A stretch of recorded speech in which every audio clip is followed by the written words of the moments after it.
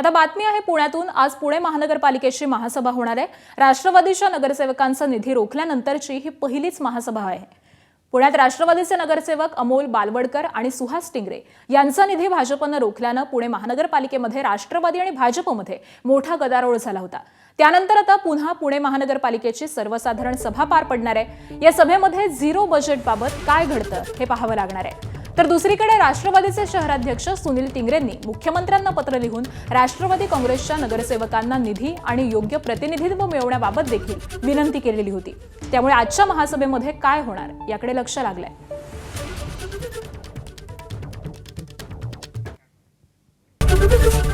ABP माझा, उघडा डोळे बघा नीट।